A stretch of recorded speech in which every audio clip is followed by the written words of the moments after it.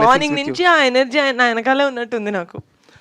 ఒక క్వశ్చన్ ఏంటంటే నిహారిక గారు, యాక్చువల్గా థియేటర్కి జనాలు రావాలంటే ఈ మధ్య కొంచెం కష్టంగా ఉంది, జనాలు రావట్లేదు థియేటర్కి.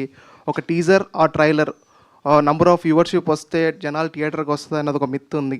బట్ థియేటర్కి జనాలు రావాలంటే వాట్ యాక్చువల్ రీజన్ అంటారా? మీరు ట్రైలర్ ఆ టీజర్ చూసి వస్తారంటారా, లేదా what is actual reason? Are content is a king అంటారా?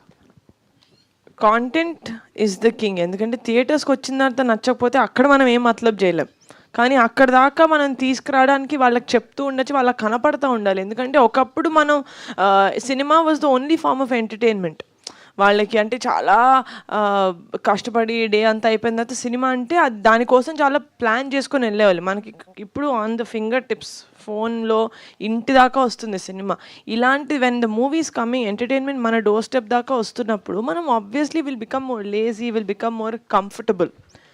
ఆ టైంలో మనం లేదు మీరు ఇంటి నుంచి బయటకు వచ్చేలాగా మేము ఒక సినిమా చేసామని చెప్పడం, వాళ్ళలో ఇంట్రెస్ట్ క్రియేట్ చేయడం ఇస్ ద కింగ్ నౌ. ఈ movie second king. First king is content. ఈ మూవీ చిరంజీవి గారికి లేదా రామ్ చరణ్ గారికి